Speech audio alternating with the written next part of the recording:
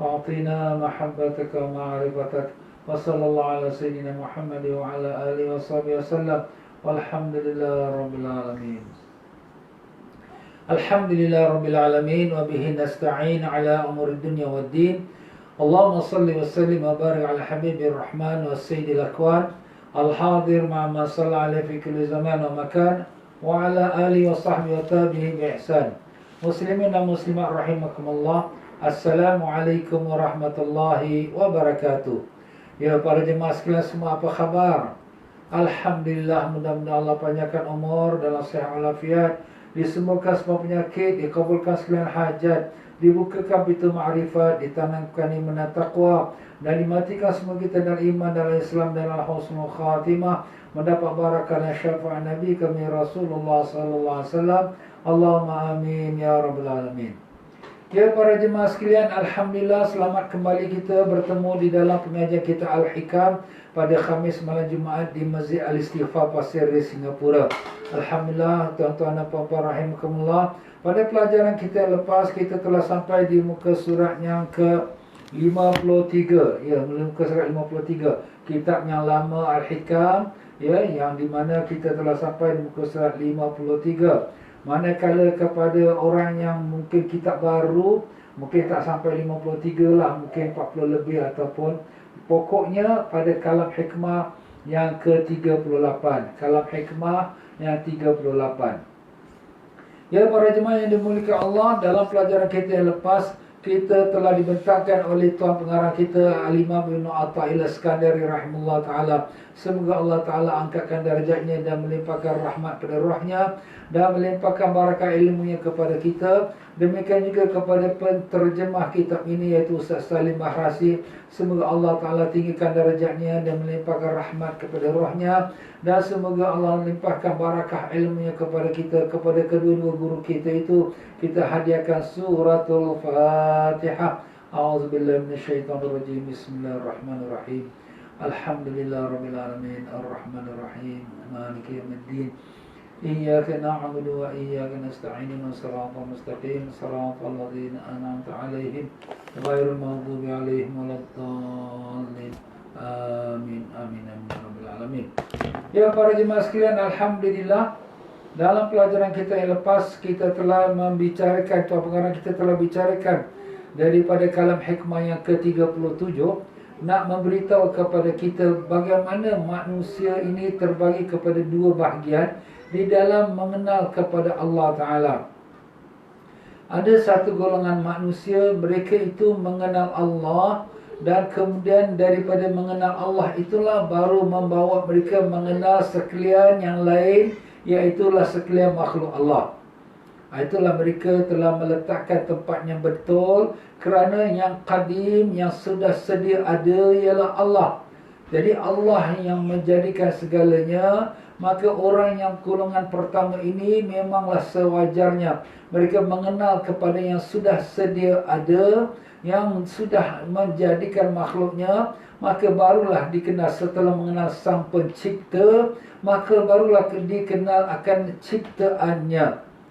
Manakala pula golongan yang kedua, golongan manusia awam, iaitu orang-orang yang masih lagi di dalam perjalanan menuju kepada Allah, masih lagi mencari-cari, meraba-raba.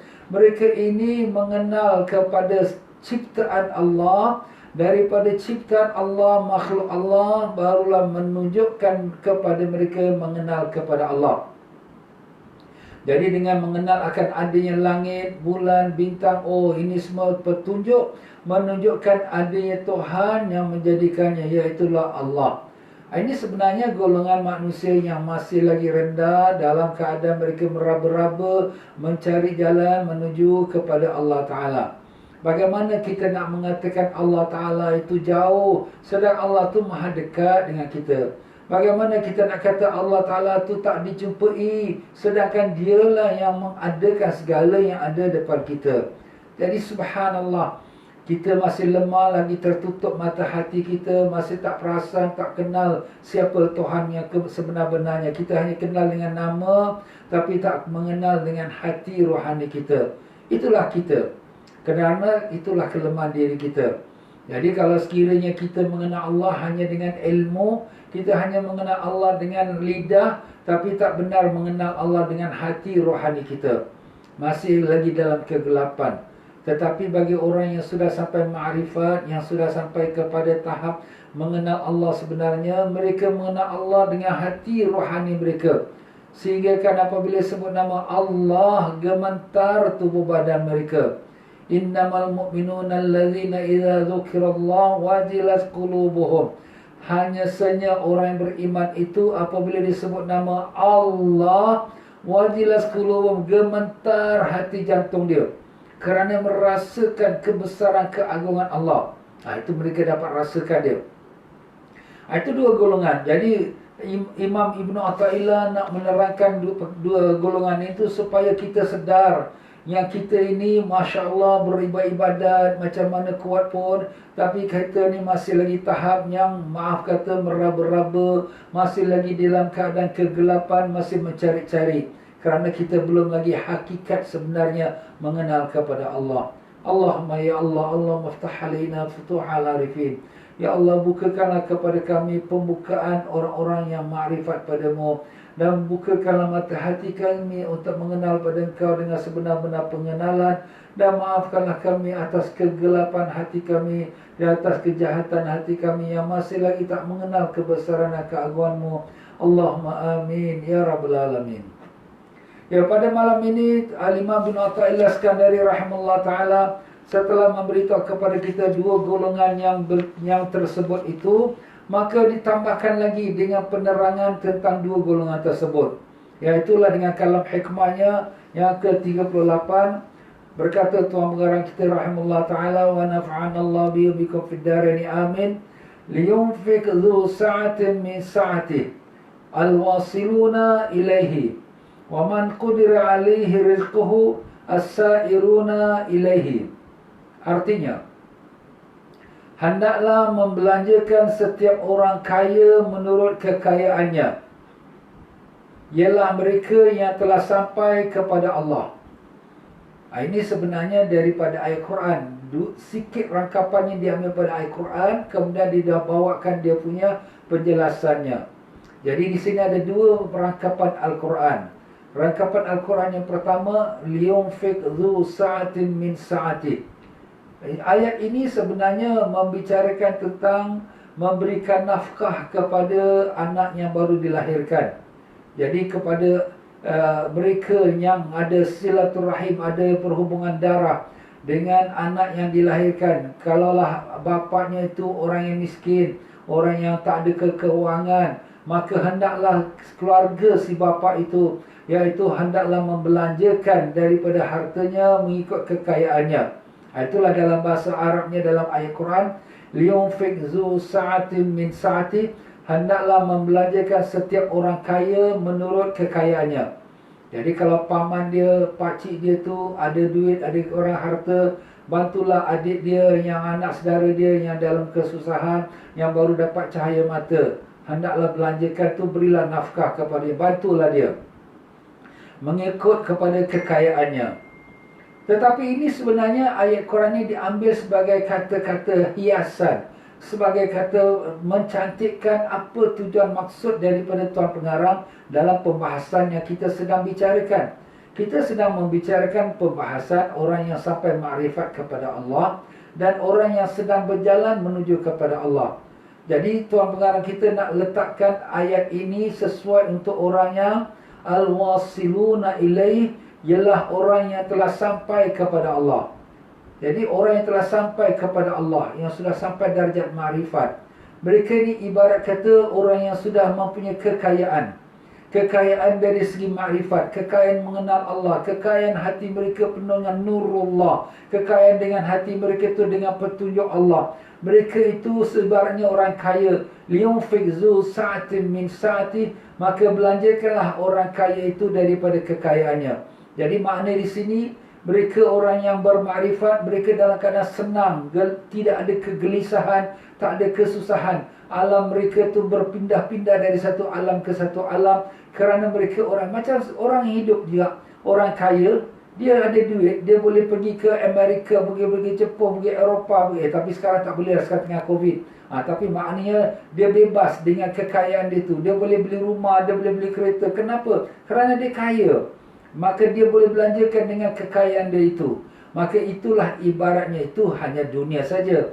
Tapi orang yang makrifat, kekayaan mereka itu lebih daripada yang sedemikian. Kekayaan itu mereka dapat kemanisan, kelazatan, cinta kepada Allah, rindu kepada Allah, khusyuk kepada Allah, manis dengan Allah Ta'ala, merasa mesra duduk dengan Allah Ta'ala, seperti seorang kekasih dengan kekasih yang kalau rasanya tak mau nak berpisah daripada kekasih, nak duduk bersebelah-sebelahan, nak berbual, nak bercinta, nak bercakap. Subhanallah.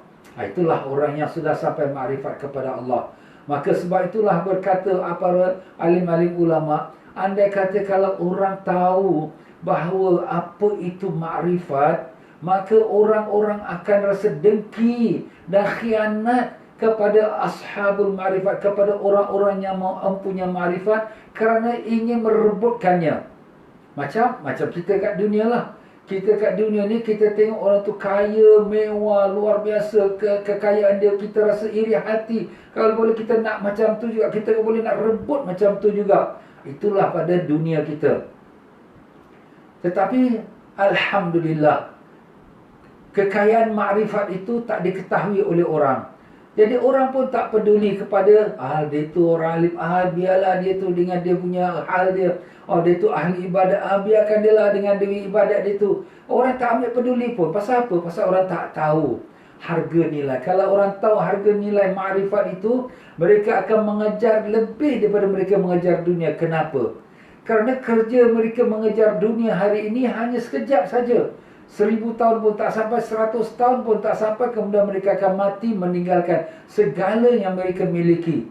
Tetapi apabila dia mendapatkan makrifat kepada Allah, dia mendapatkan di sisi Allah, mendapatkan keridhaan Allah, mendapatkan kemuliaan di sisi Allah, maka itu akan menjadi kekal bersama mereka sampai bila-bila. Subhanallah. Sebab itulah Harun ar-Rashid, seorang khalifah Islam, satu masa dia nak membuatkan hadiah kepada hamba rakyat dia. Maka dia siapkan satu gedung. Gedung itu mempunyai sekalian perhiasan-perhiasan intan, belian emas, macam-macam lah. Kemudian dia pun mengisytiharkan pada hari lahir dia tu, dia jemput semua hamba rakyat dia, dan dia pun berkatalah kepada hamba rakyatnya, dalam gedung ini ada bermacam-macam intan, belian dan segala perhiasan. Siapa yang dah pegang, itu dia punya. Ni raja ni, insyaAllah khalifah ni nak hadiah lah. Maka bila dia kira 1, 2, 3, dia buka saja pintu gedung tu, manusia berebut-rebut masuk. Ini aku punya, ini aku punya, ini aku punya. Manusia tuan-tuan, rakus ya dengan kebendaan dunia. Tetapi seorang hamba raja ini, yang ada sedang sebelah dia, sedang kipaskan raja. Kemudian raja kata, kau tak dengar ke aku cakap? Tuanku cakap apa? Tuan, aku cakap, siapa yang masuk dalam gedung ini, kalau dia pegang apa saja dia pegang, itu dia punya. Maka si hamba ini pun dia pegang kepada Harun ar-Rashid. Terkejut Harun ar-Rashid. Kenapa kau pegang aku? Tuanku, kalau saya pegang emas, intan, belian, saya dapat itu saja. Tapi kalau saya pegang tuanku, saya dapat seluruh apa yang tuanku miliki. Masya Allah. Pandai betul hamba ini. Jadi dengan kerana terakjubnya, rasa kehairanan, kebijaksanaan si hamba ini, maka Harun ar-Rashid merdekakan dia daripada perhambaan dan memberikan dia hadiah yang lagi banyak daripada apa yang direbut-rebutkan oleh orang ramai tadi. Subhanallah. Itulah ibaratnya. Kita hari ini kita kejar dunia. Dunia ini sikit saja. Tak ada apa. Tapi kalau kita dapat Allah, kita dapat segala-galanya. Dunia ini segala-galanya milik Allah. Bahkan dunia ini nothing, tak ada benda pun kalau dibandingkan dengan syurga yang Allah Ta'ala siapkan lebih baik pada dunia. Berjuta kali lebih baik lagi. Wal akhiratu khairul laka minal ula. Dan akhirat itu lebih baik bagi kamu daripada dunia yang ada sekarang ni. Masya Allah, Allah dah sebut dah. Bahkan satu tapak daripada yang syurga, satu tapak dalam syurga, tak ada nak ditolak bandingkan dengan dunia dengan isinya. Dunia isinya ni pun macam begitu besar, begitu hebat, begitu kaya, bilion-bilion dollars. Tak ada dapat nak banding dengan satu tapak daripada syurga. Syurga tu lebih lagi daripada itu. Allahu Akbar. Allahu Akbar. Ya Allah, bukakanlah kami pintu ma'rifat-Mu. Kami tahu kami jahil, kami tahu kami dalam kegelapan, kami tak dapat merasakan kenikmatan ma'rifat itu kerana hati kami yang penuh dengan dosa. Ya Allah, bukakanlah pintu mata hati kami, Ya Allah. Kurniakanlah kami kemanisan bermakrifat padamu. Kurniakanlah kami kelezatan dapat bermusyahadah denganmu. Dapat kami bermesra denganmu, Ya Allah. Kami rindu, Ya Allah. Kami rindu untuk mendapatkan sekalian yang nikmat yang kau telah sebutkan daripada makrifatmu, Ya Allah. Tapi apakan daya, Ya Allah. Diri kami yang penuh dengan kekotoran, diri kami yang penuh kegelapan. Maafkanlah kami, Ya Allah. Pimpinlah kami ke jalan yang kau ridai dengan berkat syafaat Nabi kami Rasulullah sallallahu alaihi wasallam. Allahumma amin ya rabbal alamin. Itulah tuan pengarang kita Al-Imam bin Athaillah Iskandari rahimahullah taala nak gambarkan kepada kita orang yang sudah sampai kepada Allah. Mereka ibarat seperti orang yang kaya. Mereka boleh belanjakan apa saja mereka nak kerana mereka sudah sampai kepada yang Sang Maha Kaya. Dan kemudian daripada ayat Quran yang berikutnya, waman qudira alaihi rizquh. Waman qudira, ini satu potong ayat Quran lagi. Ayat tu bersambung daripada yang tadi awal. Waman qudira alaihi rizquhu, yang artinya dan orang yang terbatas rezekinya. Orang yang terbatas rezekinya, iaitu maknanya kalau adalah seorang yang berdapat anak dan dia miskin, dia tak ada daya upaya nak memberikan nafkah pada anak dia yang baru lahir, tetapi dia ada abang adik, ada keluarga yang di mana mereka pun orang susah juga, ya, bukan kaya, susah juga. Rezeki mereka itu terbatas. Jadi apa Allah kata? Wa man qudira alaihi rizquh, maka siapa yang terbatas, terhad, yang rezeki dia tak banyak, tak kaya, maka sekadar apalah yang dia mampu, itu saja. Maknanya kita tak mampu nak seperti abang aku dia orang kaya, millionaire, dia boleh bagilah setiap bulan $1,000. Aku ini jangan kata $1,000, $1 pun aku susah. Tapi adalah berapa sen ni, ambillah. Itulah ibaratnya. Jadi begitulah Imam Ibn Athaillah tuan pengarang kita rahimahullah ta'ala nak gambarkan siapa yang duduk di tempat yang sangat terhad rezeki dia. Iaitulah as-sa'iruna ilaih, iaitulah orang yang sedang berjalan menuju kepada Allah. Siapa tu? Kitalah. Kita ni orang awam, orang ramai, orang publik. Kita ni masih lagi berjalan. Berjalan tu mana belum sampai lagi. Masih sedang menuju. Itu pun kalau nasib baiklah dia kalau sedang menuju. Kalau dia tak menuju pada Allah, dia duduk dia. Lagilah ibarat kata air yang bertakung. Air yang bertakung tu dia tak bergerak. Apa jadi tuan-tuan? Maaf katalah, akan masuklah cicak, masuklah cacing, masuklah ular, masuklah macam-macam. Dan kita katakan binatang-binatang yang berbisa, bakteria semua. Pasal air itu bertakung. Tapi kalau air yang berlalu jalan, dia bersih. Sebab dia berjalan terus. Dia tak akan ada ular ke, tak ada. Kenapa? Kerana dia berjalan terus. Itulah ibaratnya orang yang sudah sampai kepada Allah Ta'ala, maka dia tetap berjalan dalam keadaan yang terkaya sekali. Tapi orang yang belum sampai pada Allah, kalau dia berjalan, mudah-mudahan dia membersihkan hati dia. Tapi dia masih lagi terhad, dia punya makrifat dia kepada Allah. Masih terhad, hati dia masih lagi belum dapat merasakan kemanisan ibadat pada Allah. Masih lagi belum dapatkan lagi kemesraan dengan Allah Ta'ala.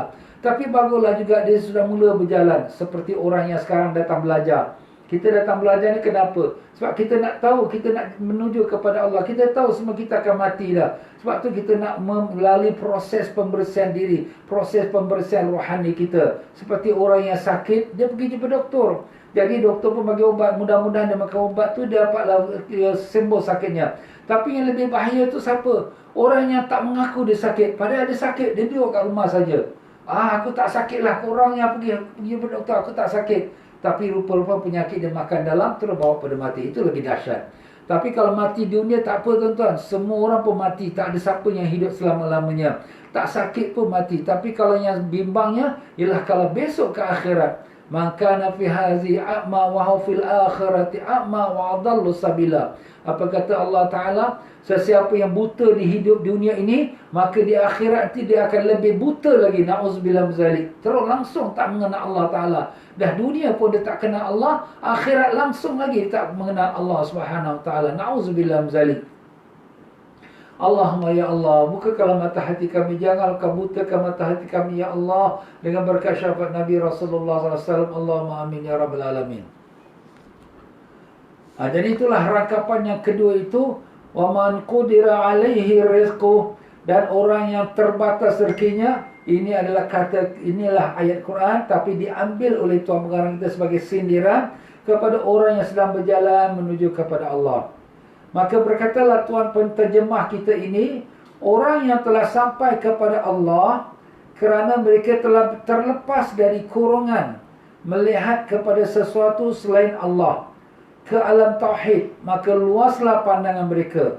Maka mereka berbuat di alam mereka lebih berleluasa.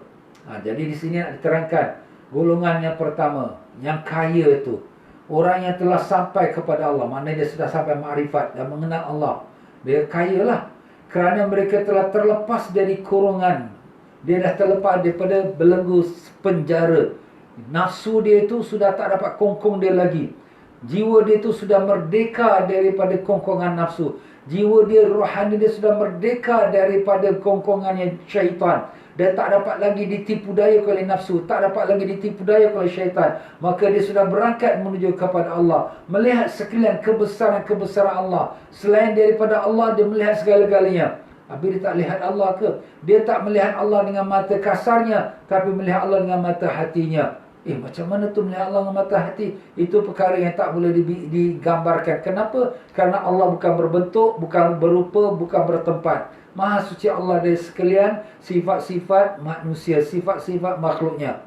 Jadi begitulah dia, tuan-tuan dan puan-puan rahimakumullah. Orang yang seperti ini, mereka dalam kesenangan, senang, tak ada rasa susah. Mereka hidup dalam ketenangan jiwa. Orang kata, Allah Ustaz, sekarang yang kita ini dalam COVID ni susah lah ya. Bagi mereka tak ada apa, tak ada apa susah. Kau ni orang yang susah, kau tak ada apa-apa. Kita tengok dia tu dalam sakit, susah. Kau ni sekesian sakit kau. Saya tak ada apa-apa. Kita tengok dia dalam sakit, dalam susah, dia rasa tak ada apa-apa. Kenapa dia tak nampak rasa kesusahan? Kenapa dia tak nampak rasa kepahitan hidup? Kerana dia sudah kaya. Kaya apa, tuan-tuan? Kaya hati, rohani dia dengan Allah Ta'ala. Itulah sebab Rasulullah SAW mengatakan, Laisal ghina bikathatil arad, innamal ghina ghina'un nafs. Bukanlah kekayaan itu dengan banyaknya harta. Bukan.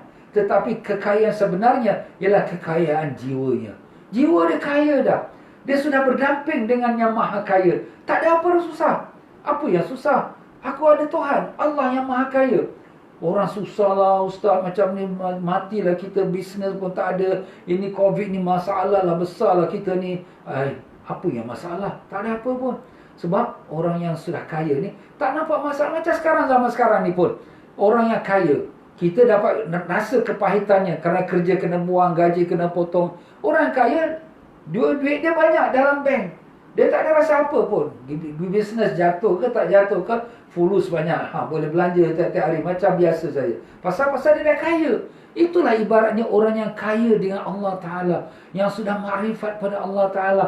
Segala kesusahan dunia tu tak nampak kesusahan. Bahkan dia hidup dalam senang. Senang dengan Allah Ta'ala. Senang dia nak ke mana-mana. Dia pergi alam roh. Dia boleh berpindah-pindah melihat kepada kebesaran-kebesaran Allah Ta'ala. Subhanallah. Tapi Ustaz, kita ni macam mana sampai... Kita ni kalau nak beramal, bukan kerana nak dapatkan kelebihan-kelebihan tu, tidak. Beramal ini naklah ikhlas. Ikhlas apa? Kerana nak dapat keridaan Allah. Wah, aku ni nak beramal. Ustaz dah cakap ni, aku nak jadi macam wali lah. Aku nak dapat kesenangan. Itu niat pun dah tak betul.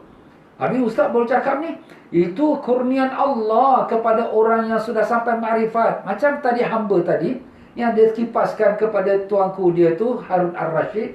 Oleh kerana dia punya kebijaksanaan dan dia dapatkan Harun Ar-Rashid, maka Harun Ar-Rashid hadiahkan kepada dia kemerdekaan. Bebas engkau, kau bukan hamba lagi. Bagi dia harta lagi, senang kau, kaya lah kau. Masya Allah, macam itulah dia. Orang yang beriman, beramal soleh, sehingga mendapat keridaan Allah, menjadi kekasih Allah. Allah lepaskan dia daripada belenggu hawa nafsu. Lepaskan dia daripada kekongkongan dunia ini. dan jiwa dia tu merdeka, dekat dengan Allah, manis dengan Allah, dan Allah berikan apa kehendak dia. Subhanallah. Itu apa? Itu hadiah Allah, kurnia Allah. Bukan itu yang kita tuntut.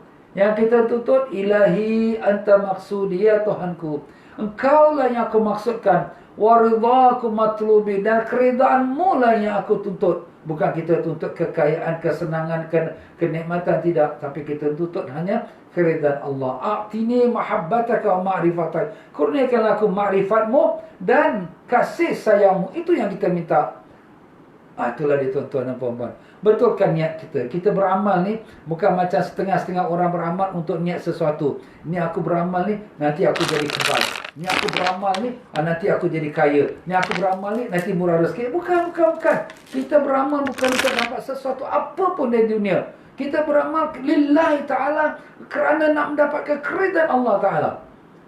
Selepas itu Allah nak beri kita, itu terserah pada Allah. Ustaz, saya dah beramal dah lama dah, tapi tak dapat apa-apa kelebihan pun. Tak apa. Bukan itu kelebihan yang kita tuntut. Kita bukan nakkan sesuatu keduniaan. Kita nak keredaan Allah saja. Berapa banyaklah kita hidup dengan dunia. 1000 tahun tak ada, 100 tahun pun tak ada. Kita kaya raya lah macam bilion-bilion semua. Apa yang nak bawa dalam kubur? Tak bawa pun, 1 sen tak bawa pun. Ya, bila mati tinggal semua yang kekayaan dia. Yang dia bawa hanya amalan dia saja. Itulah yang kita bawa. Itulah dia tuan-tuan dan puan-puan rahimakumullah.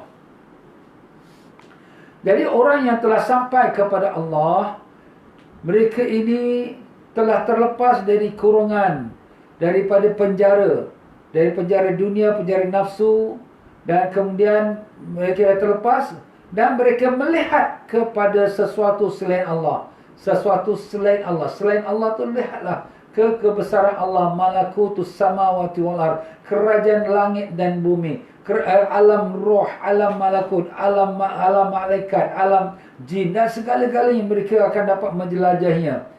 Ke alam tauhid, maka luaslah pandangan mereka. Alam tauhid, keesaan Allah Ta'ala, kebesaran Allah, keagungan Allah Ta'ala. Allah. Kalau kita benar-benar mengenal kepada Allah, itulah nikmatnya, sebenar-benar nikmat tuan-tuan. Kita dapat mengenal seorang presiden, kita kenal dia, baik dia, kita tahu dia, kawan dia, rapatnya dia. Itu nikmat kerana kita tahu dia di presiden. Macam mana kalau kita kata raja alam dunia ini, iaitu siapa dia? Allah Subhanahu Wa Taala. Maka luaslah pandangan mereka, maka mereka berbuat di alam mereka lebih berleluasa. Nak buat apa buat, sekehendak dia. Tak ada apa-apa kelarangan. Walaupun ada hukum Allah, syariat, halal haram, tapi selain daripada itu mereka boleh bebas dengan segala. Tapi bukan bebas tu maksudnya dia boleh buatnya haram, tidak. Maaf. Ada juga setengah-setengah orang yang mengajar tasawuf. Engkau orang ni semayang tonggak-tonggik tak sampai lagi lah. Tengok aku ni, dah tak payah semayang lagi. Kenapa? Aku dah sampai makrifat, kau orang ni tak sampai lagi. Itu bukannya makrifat, tu setan. Sedangkan Nabi SAW yang paling tinggi sekali makrifat kepada Allah, tu pun tetap juga semayang 5 waktu tak tinggal. Ini kan kita pula manusia hamba Allah yang biasa. Jangan tertipu tuan-tuan dan puan-puan. Habis apa yang dimaksudkan dia tu bebas? Bebas tu makna apa saja dia punya kehendak akan Allah Ta'ala tunaikan. Allah kabulkan. Orang yang seperti ini dah tak ada lagi niat dia untuk dunia. Oh, kalau gitu Ustaz kita nak emas. Oh, kalau itu Ustaz kita nak jadi kaya. Tak ada dah orang yang macam ini, dah tak ada lagi dengan dunia tu. Ibarat kata dah talak 3 dah. Tak ada apa lagi aku dengan kau. Dia hanya dengan Allah SWT. Itulah dia tuan-tuan. Ustaz ni cerita tinggi-tinggi sangat. Tak ada. Kita bukan cerita tinggi-tinggi. Kita nak cerita kedudukan golongan manusia yang telah sampai pada Allah. Jadi kita sedarlah, kita ni kat mana peringkat kita. Allah, aku ni cuma dengar saja. Tak apa, kita dengar ni adalah satu nikmat juga. Berapa ramai daripada orang yang dapat dengar macam ni? Tak ramai. Tapi kita dapat dengar, jadi kita sedar diri kita kat mana. Aku ni tak ada ke mana pun. Aku ni masih lagi merangkap, masih dalam kegelapan. Jadi kita tahulah. Jadi kita ni sedar, jadi kita insaf diri kita. Kita ni mengadu pada Allah. Ni 10 hari awal bulan Zulhijjah ni, bulan yang awal bulan Zulhijjah ni sangat mustajab doa. Lebih-lebih lagi daripada Ramadan lagi pun. Lebih daripada Ramadan lagi. Doalah tuan-tuan, minta Allah bukakan hijab, minta Allah Ta'ala bukakan pintu makrifat, minta Allah Ta'ala dah terima kita dan redha kita. Itulah yang kita nak. Kalau kita dah dapat dikeridaan Allah, maka terserahlah pada Allah. Kita pun dah tak ada rasa apa lagi kepulang hidup dunia. Habis ustaz, anak isteri kita semua Allah pelihara. Nabi kita SAW tak ada anak ke, tak ada isteri ke? Nabi pun ada anak, ada isteri. Tetapi Nabi hidup sebagai seorang Nabi dan makrifatnya tertinggi sekali di sisi Allah Subhanahu Wa Ta'ala. Sebaliknya, orang yang masih merangkak-rangkak di dalam ilmu dan faham yang terbatas, mereka ini pun mengeluarkan sekadarnya. Jadi ibaratnya macam kita kata tadi, kalaulah saudara kita tu orang yang miskin, ya nak tolong kita, kita baru dapat anak, dia pun tak ada apa, yang nak bagi cuma sikit-sikit lah, sekadar mana yang terbatas. Macam tu lah ibaratnya orang yang jalan menuju pada Allah. Dia pun bukanlah dapat rasa nikmat lagi, dapat makrifat pada Allah. Dia tak dapat apa rasa pun. Tapi yang dapat sedikit ni dapat ibadat pada Allah. Alhamdulillah, syukurlah. Allah bagi aku bangun tahajud. Alhamdulillah, syukurlah. Allah Ta'ala bagi aku dapat puasa pada awal bulan Zulhijjah ni. Alhamdulillah, syukurlah aku dapat ikuti pengajian pada malam ini. Ya Allah, itu sudah baguslah tu. Apa sekadar ada tu, itu dah okey lah tu untuk dia sebagai orang yang dalam perjalanan yang masih lagi merangkak-rangkak. Tak apa.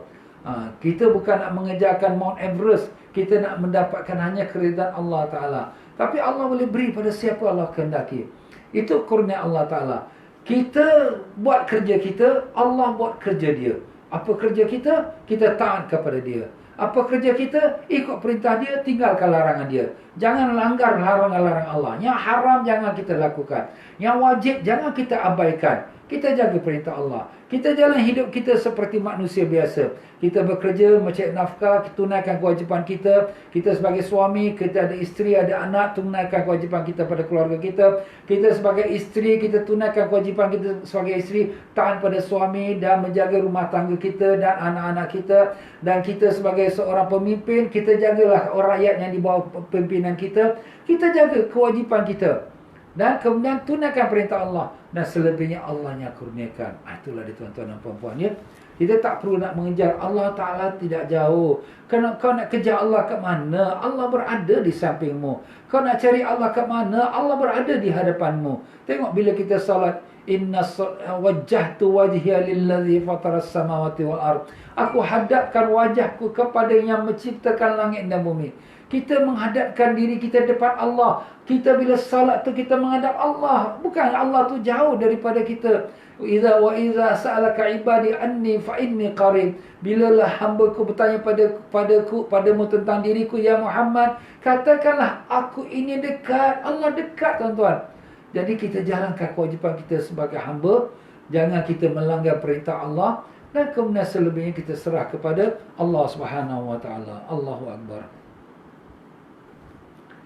Jadi apabila Tuan Pengarang kita telah menerangkan kepada kita bahawa manusia ini terbagi pada dua golongan. Golongan yang pertama yang sudah sampai kepada Allah Ta'ala, yang dalam keadaan kebebasan dengan kenikmatan makrifat kepada Allah.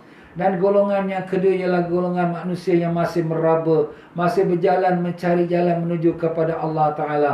Maka Tuan Pengarang kita nak menerangkan lagi keadaan mereka itu dalam perjalanan menuju kepada Allah.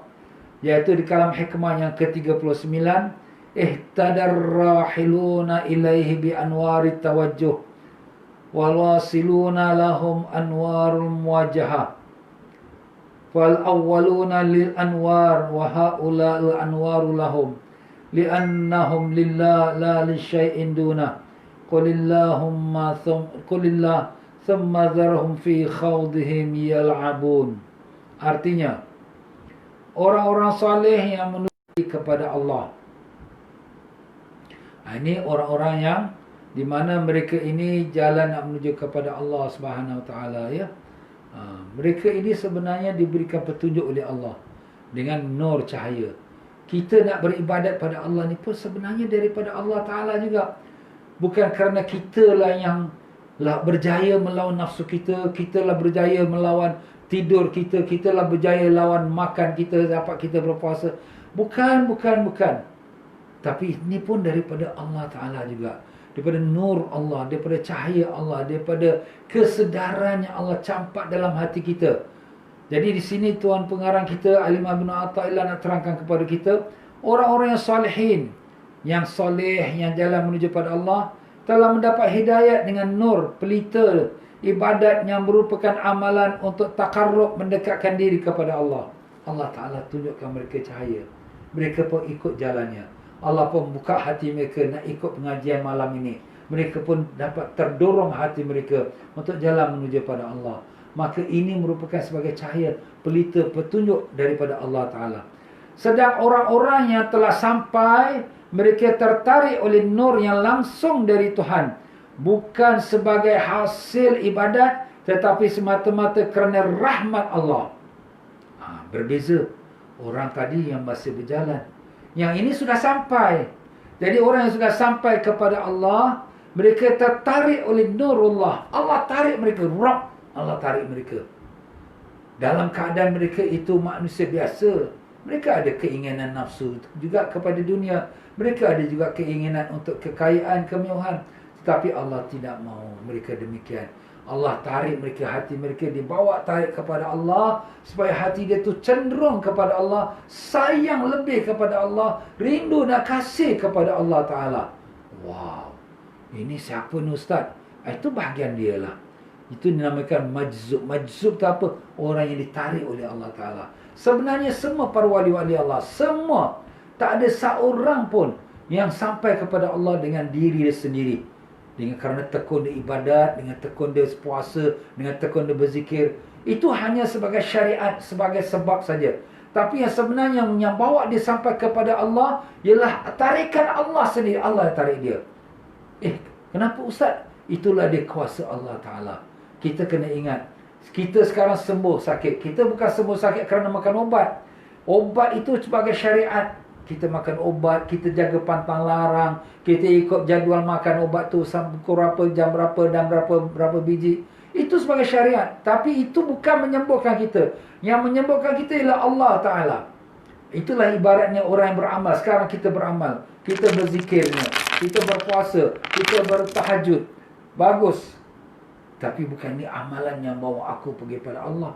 Yang bawa aku pergi pada Allah ialah Allah Ta'ala sendiri yang menarik kita pergi kepada dia. Ini kita kena faham. Dan kita kena tahu. Kerana apa? Jangan sampai kita tertipu.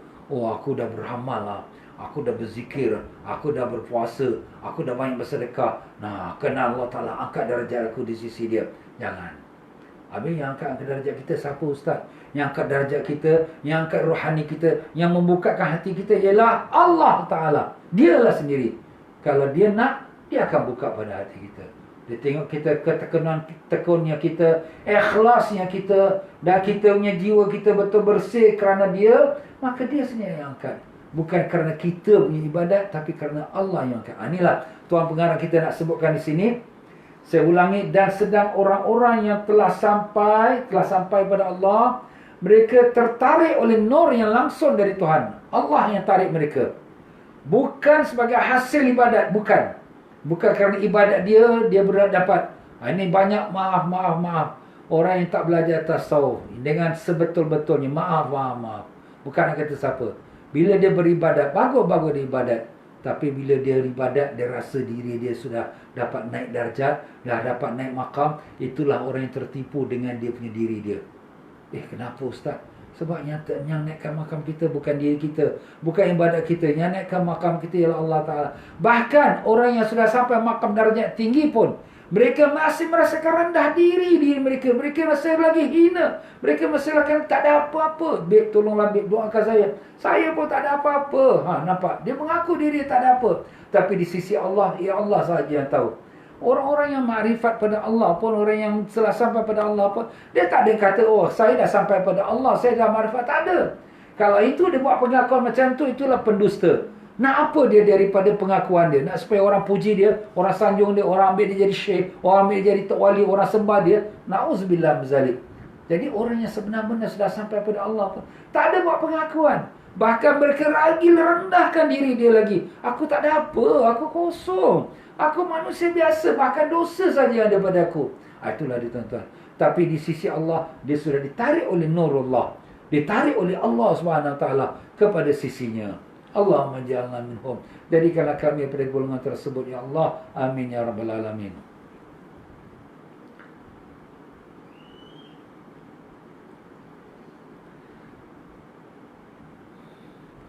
Sedang orang-orang yang telah sampai, mereka tertarik oleh nur yang langsung dari Tuhan, bukan sebagai hasil ibadat, tetapi semata-mata kurnia rahmat Allah. Maka orang-orang salih menuju ke alam nur. Orang salih ni orang yang beramal lah, baguslah. Orang yang masih berjalan kan, maksud orang salih ni orang yang berjalan. Salih dia, baik dia. Jalan masih lagi, dia jalan menuju ke alam nur, mencari jalan, nak mencari tempat cahaya, nak cari jalan menuju kepada rahmat Allah. Sedangkan yang telah sampai berkecimpungan sedang bermandi di dalam nur. Masya Allah. Yang sudah sampai ini sudah dalam cahaya nur dah, dalam makrifat Allah dah. Yang kita yang soleh ini, orang yang berjalan ni, masih sedang menuju, ada ujung tunnel tu ada nampak lampu lah, mari kita jalan. Dia masih mencari lampu dia, masih mencari cahaya. Tak apalah, itu pun bagus juga, masih lagi lebih baik dibanding orang yang terus langsung tak ada usaha apa-apa. Ya, itulah dia tuan-tuan ya. Sedang orang yang sudah bersampai berkecimpungan, sedang dalam kemandian dia dalam nur. Sebab orang yang telah sampai itu telah bersih dari segala sesuatu selain Allah. Hati dia dah tak ada apa dah, melainkan hanya Allah saja ada. Apa kata wali-wali Allah dengan dia punya wirid dia? Hasbi Rabbi Jallallah, ma fi qalbi ghairullah, Nur Muhammad sallallahu, la ilaha illallah. Hasbi Rabbi Jallallah, ma fi qalbi ghairullah, Nur Muhammad sallallahu, la ilaha illallah. Hasbi Rabbi Jallallah, mencukupilah aku dengan Tuhanku yang Maha Agung. Ma fi qalbi ghairullah, tak ada dalam hatiku melainkan hanya Allah. Nur Muhammad sallallahu, dan cahaya nur Nabi Muhammad sallallahu alaihi wasallam. La ilaha illallah, tiada Tuhan melainkan Allah. Sudah, dia tak ada lagi rasa apa pun keperluan dunia dia. Dunia ni apa yang ada, alhamdulillah. Tak ada rasa tamak, tak ada rasa rakus, tak ada nak kejar-kejar. Apa yang ada, syukurlah. Aduh, Ustaz, dia tak kerja ke? Dia kerja sekadar untuk menunaikan kewajipan dia saja. Bukan dia bekerja itu kerana tamak dan rakus kepada keduniaan. Tak ada. Sebagai memenuhi kewajipan sebagai seorang ayah, sebagai seorang suami, itu saja. Apa yang ada pada hati dia? Hanya Allah, Nur Muhammad, dan cahaya Nabi Sayyidina Muhammad sallallahu alaihi wasallam. Ustaz, kenapa pula nama Nabi Muhammad pula ada masuk pula? Kita kena ingat tuan-tuan, kita kenal Allah dulu ke kita kenal Rasulullah sallallahu alaihi wasallam dulu? Kita kenal Allah dulu. Bagaimana kita nak kenal Allah sedangkan yang membawa petunjuk kepada kita ialah Rasulullah? Kita kenal Rasulullah dulu, baru kita kenal Allah. Kita dapat cahaya Nur Muhammad sallallahu alaihi wasallam dulu, baru kita dapat cahaya Allah. Macam mana kita nak kenal Allah sedangkan yang membawa petunjuk ialah Rasulullah sallallahu alaihi wasallam? Bila kita dalam salat kita kata ihdinas siratal mustaqim, ya Allah, tunjukkanlah kami jalan hidayat, jalan yang lurus. Apa Allah Ta'ala jawab pada kita punya doa? Allah Ta'ala jawab, wa innaka latahdi ila siratil mustaqim, dan kau ya Muhammad, engkau lah yang memberi petunjuk ke jalan yang lurus itu. Tengok, itu tugas Nabi. Kita minta pada Allah petunjuk, dan Allah kata pada Nabi kita, engkau lah yang beri petunjuk pada mereka.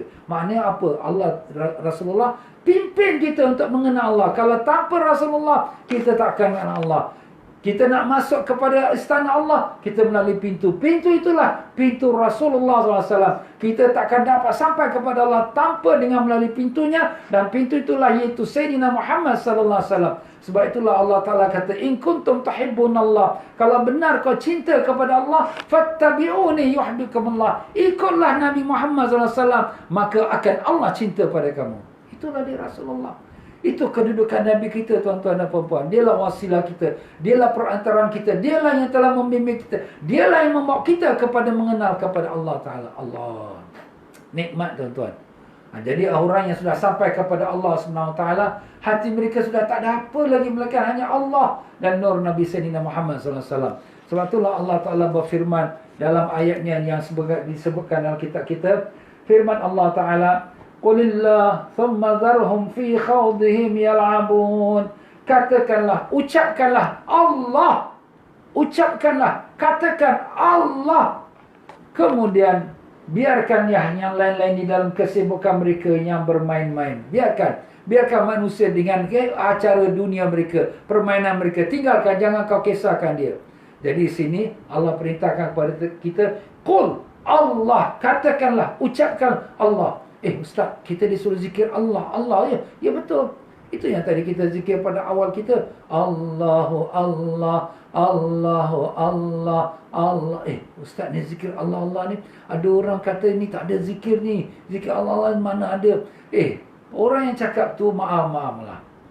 Yelah, kita tak mau nak kata siapa-siapa, tapi bacalah Al-Quran. Al-Quran dah sebut, qul Allah, katakanlah Allah. Wazkuris marabbika, sebutkanlah nama Tuhanmu. Wazkuris, sebutkan isma rabbik, nama Tuhanmu. Siapa nama Tuhan kita? Allah. Sebut nama Allah. Allah subhanahu wa ta'ala saya sebut. Dan Nabi SAW mengatakan, la taqumu sa'ah hatta ma yuqalu Allah, Allah. Tidak akan bangkit ke dunia ini kiamat selagi ada orang sebut Allah, Allah. Jadi Allah, Allah, nama Tuhan. Kenapa kita tak boleh sebut nama Allah, kekasih kita, Tuhan yang menjadikan kita? Sebutlah nama Allah. Biarkanlah manusia dengan permainan mereka. Biarkan mereka dengan mereka punya kritikan mereka, kata-kata mereka. Tak apalah, biarkan. Sebab mereka pun boleh dapat hidayah daripada Allah Ta'ala, ya. Hakikat tauhid ini bila telah tidak melihat pengaruh-pengaruh sesuatu selain Allah, dan inilah yang bernama haqqul yakin. Jadi dalam kata-kata tadi, qul Allah, katakanlah Allah, bukan hanya dengan lidah, dengan penuh hati kita. Dengan penuh hati kita, bukan hanya dengan hati kita, dengan penuh jiwa rohani raga kita sekali. Macam mana Ustaz? Kita yakin tak ada yang wujud melainkan Allah.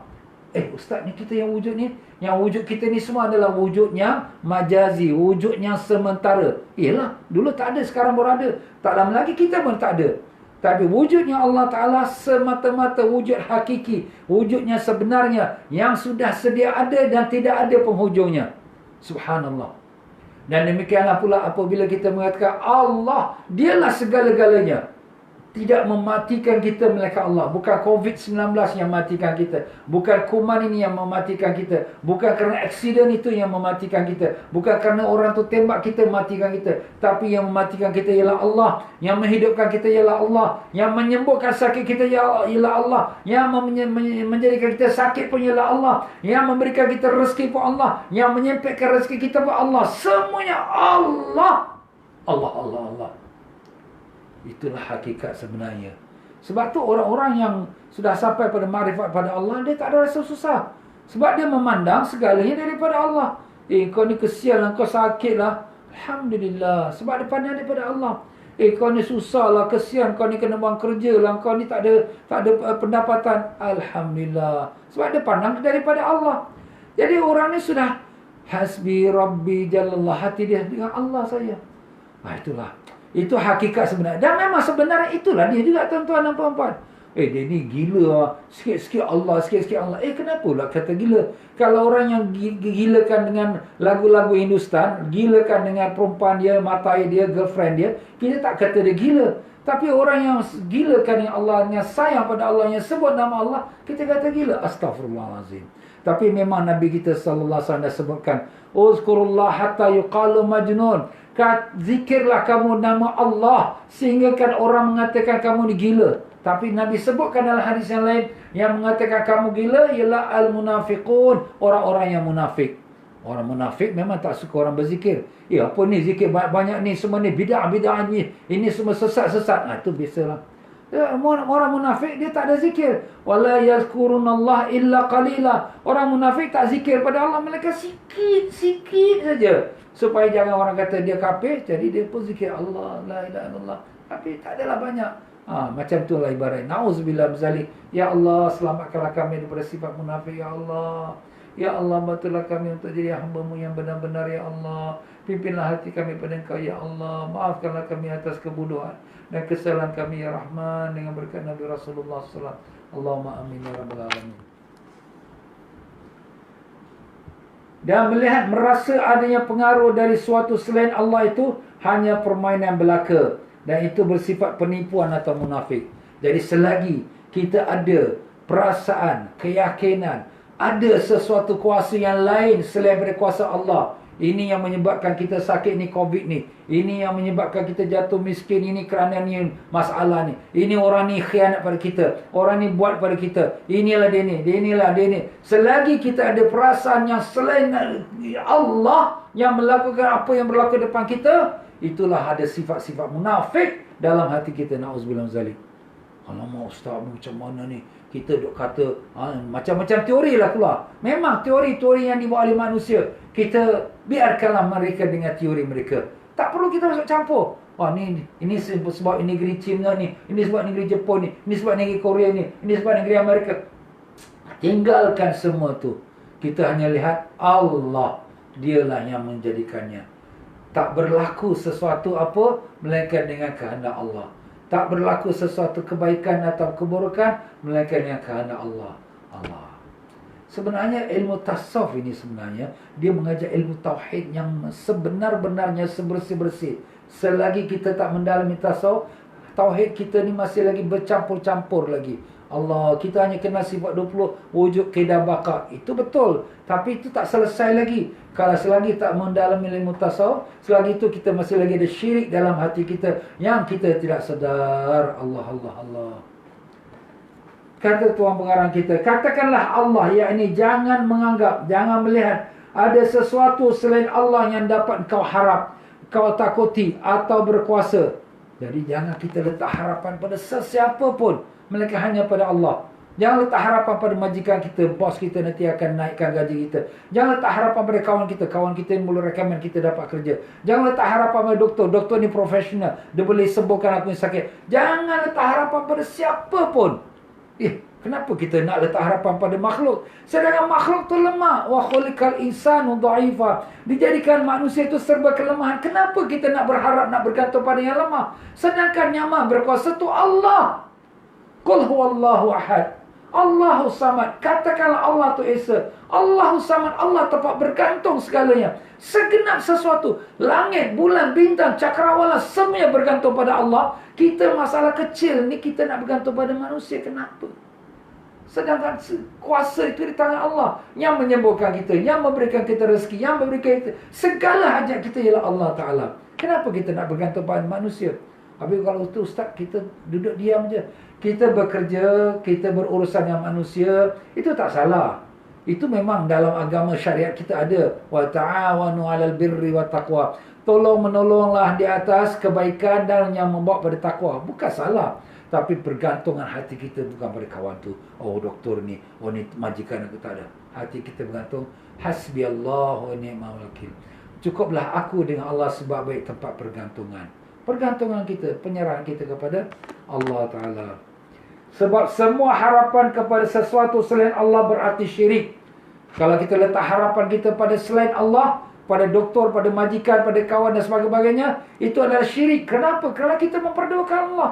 Ustaz, kita bukan sembah Tuhan yang lain. Tak ada, bukan sembah Tuhan. Tapi bergantungan kau tu bukan pada Allah, pada banyak lagi makhluk. Allah. Terang atau samar, besar atau kecil dalam pengertian syirik, hampir tiada beza. Mungkin orang kata ini syirik kecil lah Ustaz. Ini syirik yang samar, syirik yang tertutup. Syirik yang besar ke, yang kecil ke, yang tertutup ke, yang terbuka ke, yang samar ke, yang jelas ke, dia tetap nama syirik. Jadi kalau gitu, tinggalkan. Bersihkan hati kita. Allahumma ya Allah, ya Tuhan kami. Kami mohon padamu ya Allah, yang berkat Rasulullah SAW. Bersihkan hati kami daripada segala pergantungan selain pada Engkau ya Allah. Kami tahu kalau Tuhan kami. Kami tahu kalau Tuhan yang berkuasa. Dan segala segenap sesuatu adalah makhluk-Mu. Dan mereka juga bergantung padamu. Ya Allah, tak ada tempat nak kami menyerah diri kami melainkan hanya padamu. Kau sajalah yang dapat menyempurnakan sekalian hajat kami. Hajat dunia dan hajat akhirat. Maafkanlah kami kalau selama ini kami ada berpergantungan kepada selain padamu. Maafkanlah kalau kami berlaku syirik yang kami tak sedar ya Allah. Ya Allah, kau tutupkanlah sekalian pandangan kami kepada selain pada Engkau ya Allah. Bukakanlah mata hati kami hanya memandang kepadamu ya Rahman. Ya Allah, pimpinlah kami ke jalan Kau ridai. Terimalah kami sebagai hamba yang Kau ampunkan dosa-dosanya. Ya Allah, ya Tuhan kami, kalau Kau dah nak ambil nyawa kami, matikanlah kami atas iman dan Islam, di atas kalimat tauhid la ilaha illallah Muhammadur Rasulullah sallallahu alaihi wasallam. Allahumma rabbana atina fid dunya hasanah wa fil akhirati hasanah wa qina adzabannar. Wa sallallahu ala sayyidina Muhammad wa ala alihi wasallam. Walhamdulillah rabbil alamin. Bila tuan-tuan dan puan-puan ya, kita berhenti pada kalam hikmah yang ke-40. Wallahu alam. Ya tuan-tuan dan puan-puan rahimakumullah, minggu depan Khamis malam Jumaat ialah merupakan malam Hari Raya Idul Adha. Jadi pada minggu depan ialah hari Khamis, ialah hari Wukuf Arafah. Jadi hari Wukuf Arafah ini hari yang sangat mulia sekali. Tidak ada hari yang lebih mulia daripada hari Arafah. Dan pada hari Arafah itu Allah Ta'ala membebaskan makhluk yang paling ramai sekali dari api neraka. Dan bermohonlah pada hari Arafah itu. Doalah sama. Itu doa yang kelebihan-kelebihan Arafah bukan hanya untuk orang yang wukuf Arafah, bahkan untuk seluruh umat Nabi Sayyidina Muhammad SAW di seluruh dunia. Jadi orang wukuf Arafah mungkin pukul 12.10 tengah hari waktu Arafah. Kita di Singapura, di Malaysia, kita lambat 5 jam. Kita cepat 5 jam. Jadi pukul 5 suku lepas asar. Lepas asar 5 suku, gunakanlah masa itu untuk berdoa. Karena itulah masa masuknya waktu wukuf di Arafah. Dan pada waktu petang hari Arafah, kalau sana petang hari Arafah pukul 3.30, mana kita di Malaysia, di Singapura kita pukul 8.30. Sebab kita cepat 5 jam.